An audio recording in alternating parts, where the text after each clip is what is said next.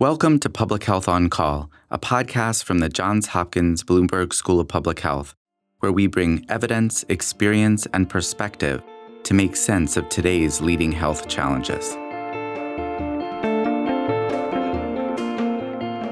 If you have questions or ideas for us, please send an email to publichealthquestion@jhu.edu. That's publichealthquestion@jhu.edu for future podcast episodes. Hey listeners, it's Lindsay Smith Rogers. Today, the Gardasil lawsuits. I'm joined by Dorit Reiss, a public health law professor at UC San Francisco. Reiss talks with me about the nature of the lawsuits and how they played out, and the potential impacts of Merck's settlement. Let's listen. Dorit Reiss, welcome to Public Health on Call. We're so happy to have you. Would you tell us a bit about you and your work? So my name is Dorit Reiss. I'm a professor of law at UC Law San Francisco, formerly Hastings. I've been writing about vaccine law and policy since 2012. I got into this as a mom on Facebook. When my son was about 2.5, I came across an anti-vaccine comment, and I've never heard of the anti-vaccine movement at that point. So I started reading about it, learning more about it, and got involved in discussion. And then I started writing about it professionally as well. Well, today we are going to be talking about the Gardasil lawsuits. And I understand that this is a little bit confusing because there is more than one lawsuit. But because this is a public health podcast and not a legal scholar podcast, I'm going to ask you to just kind of give us the basic premise of what these lawsuits are about. So these are product liability lawsuits against Merck over their Gardasil vaccine.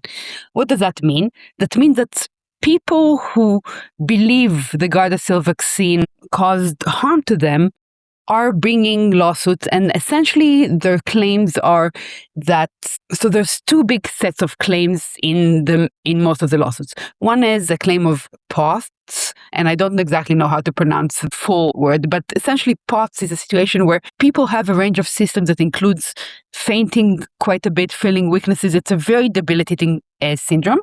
And primary ovarian failure, which means that young people suddenly become infertile. So these are the two big headings of claims. There's hundreds of lawsuits, and they right now are consolidated into three headings, and then I'll tell you shortly what they're claiming. One is the multi-district litigation, which is a combination of about 200 plus lawsuits from all across the country that were consolidated into one case to make it easier to litigate rather than having hundreds of cases litigated. And those are all heard by one judge. Then there are two other cases that would have gone to the jury if Merck hasn't settled.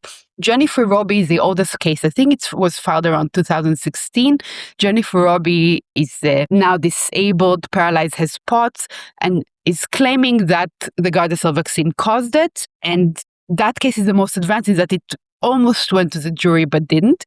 And there's another case, a case by Kyla Carrillo, also in California, that was in the process. So those are the three big cases that were affected by this settlement. So we're going to get into what some of these claims are. But my first question is about the vaccine injury compensation program. You know, I know that most vaccine questions never really get to litigation. We have a program for generously compensating known vaccine injuries. So why aren't these claims in that program?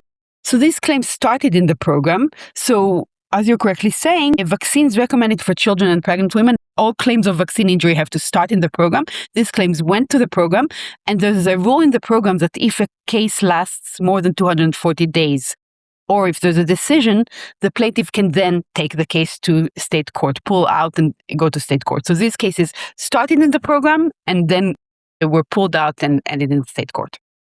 Okay, so let's get back to the lawsuits. What are some of the key legal issues here? So the claims that plaintiffs are making include they claimed fraud against Merck. They claimed negligence in creating the vaccine. They claimed that the aluminum adjuvant is dangerous. And they claimed lack of warning. And they use the lack of warning in two ways. So in product liability, one claim is a warning defect, which means the manufacturer didn't warn you of an issue. And they're claiming Merck didn't warn us of the risk of a primary ovarian failure or POTS. And they also use it to claim fraud by omission. They said by not warning this of us, of this Merck misled us. One of the legal issues, going back to your point about vaccine court, is that under Supreme Court jurisprudence, there's one type of claim you can't take to the state court after vaccine court, and that's design defect, which is a claim that says the vaccine design has risks that outweigh its benefit. The Supreme Court said vaccine law means, the vaccine court means that these claims are only litigated in vaccine court. And that was an issue for the plaintiff because some of the claims tried to attack the vaccine design. And one of the things the court said is, no, you can't bring that to the courts. And so how are these lawsuits proceeding now? So Merck settled them. But before Merck settled, the lawsuits were not going well for the plaintiffs at all. So if we look at the multi-district litigation, the judge ruled against the plaintiff. There was summary judgment, and the judge ruled that the plaintiff's claim, essentially, I don't remember the exact language, but it was along the line of no reasonable scientist could think there was a connection between the vaccine and primary ovarian failure or the vaccine and POTS on the literature. There are several big studies that looked at this and found no link. So the judge said, Merck shouldn't be warning about things that aren't there. So they lost the summary judgment. They were appealing, but it's really hard to appeal such a fact-heavy decision. The chances weren't good. And in the jury trial, it didn't get to a jury, but the plaintiffs twice had the jury ready and decided to step back. And that's a sign that their case wasn't going so well. It was about to go to the jury before Merck settled, but the cases were not going well for the plaintiffs. So let's go into the one that was settled. How did that go? So all of them were settled. Merck agreed to $50 million settlement across all 200 cases. And there's a number of things. So you look at this and you say $50 million, that means they had a pretty good case, right? But the short answer is that's not what it means. And here's why. 200 cases, $50 million. So POTS is a debilitating injury. Primary ovarian failure is also has an issue, but some people with POTS really end up seriously disabled. And remember, so I want to make clear, the question here is not, are these people really suffering? They really are. The question is, did the vaccine cause it? And so usually a debilitating injury like that, if it was fully litigated, would get millions of dollars in compensation. And that's because it's simply living a disabled life in the United States is very expensive. So you have 200 cases. $50 million, just a quick math would tell you that they did not get millions of dollars per case. And from a point of view of the lawyers, this is a very low settlement. I mean, they're litigating 200 cases and they get 30 to 50% of an award for each case. It may add up, but it's still, I mean, on that number of cases, they were expecting billions and the lawsuits talked about billions. So it's a low settlement. It indicates that these weren't great cases, because if these were great cases, the settlement would be much higher. But it also indicates that Merck was essentially probably, and I'm guessing, I mean, I don't have inside information about Merck, thinking about two things. One is cost of litigation. Litigation can add up to millions of dollars as well. And if you're litigating 200 cases, that can add up really quickly. And the other is juries are always unpredictable. When faced with a young woman who's badly disabled, like Jennifer Robbie, jury may say, well, the evidence isn't there, but we want to help her. So for those two reasons, Merck probably made a calculation that settling is a safer thing. So did this settlement come with an admission from Merck that the vaccine had caused the problem? No. In fact, settlements generally don't. The usual situation in settlement is that both parties hold on to their sides. They don't agree. Settlements happen for a lot of reasons, and they don't really always reflect the merits of the case. Or sometimes they do, but often they don't. Parties often settle because it's cheaper than going through this trial and more certain. So Merck did not acknowledge that the vaccine caused any of these issues in the settlement.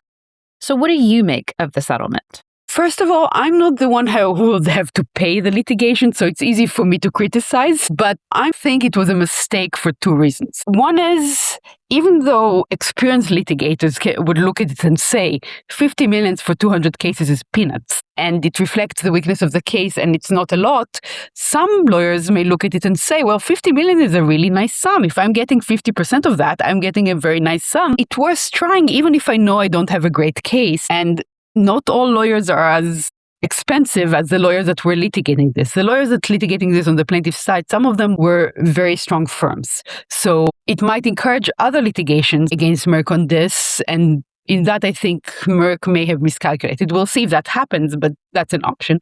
The other thing I'm worried about is that now people like me and other public health communicators have to go out and explain this again and again. The message that a layperson would get from this is they look at it and say, Merck paid $50 million. There must have been something there. The vaccine is unsafe. That's not what this settlement shows, but the communication issue is a real issue. We now need to go out and communicate, and that's a problem. On the other hand, it's easier to address this than to address a jury decision, and we really don't know with a jury. Again, a jury can be sympathetic to a young disabled woman and may go against the evidence. That's totally possible. So I'm not enthused about the settlement, but again, I'm not the one who would have to pay if the case went the other way. So does this settlement impact policy outside of litigation? You know, you're saying that it sort of does add a talking point to one side of the vaccine debate.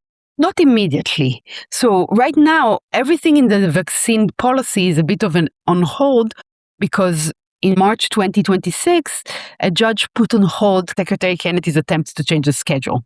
ACIP is not meeting right now. Until they meet, nothing will move. But when they meet, this might mean that this might give them something to use to change the recommendations around HPV. Now, let me be clear.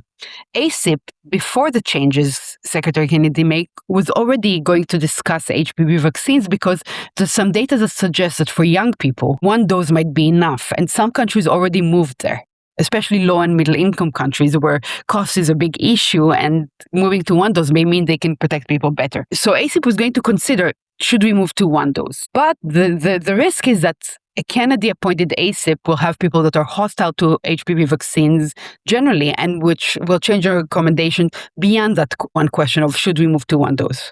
And so just to name it here, what do we know about the safety and efficacy of HPV vaccines? I mean, you're saying that the cases involved a lot of scientific evidence. So yes. I'd just like to hear a little bit about that.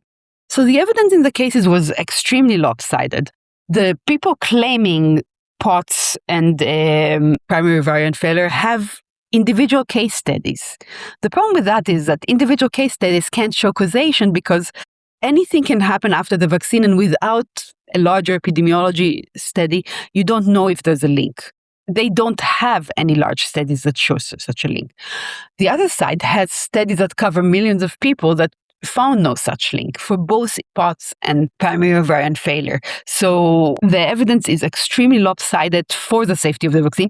Nothing is 100% safe, and HPV vaccine has been connected to some issues such as allergic reactions, rare but real, fainting of the day off, and so forth, but not to these issues.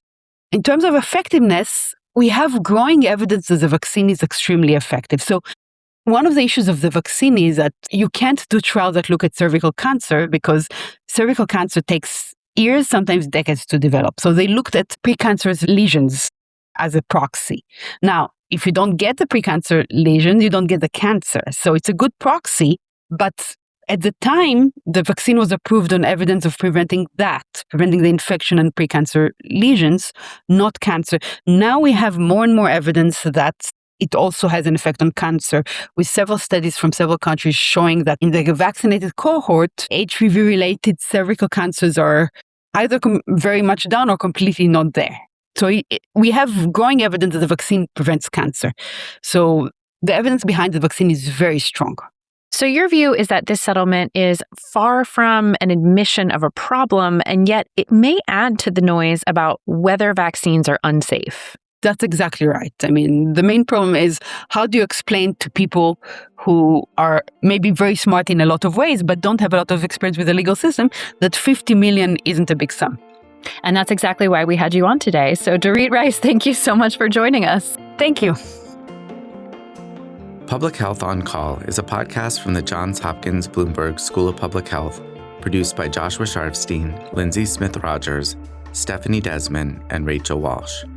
Audio production by Michael Bonfils, Matthew Martin, and Philip Porter, with support from JB Arbogast, Spencer Greer, and Chip Hickey.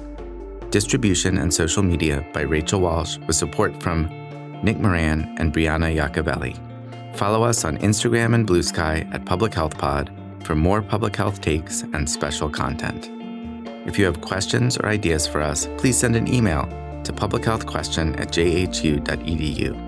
That's publichealthquestion@jhu.edu for future podcast episodes. Thank you for listening.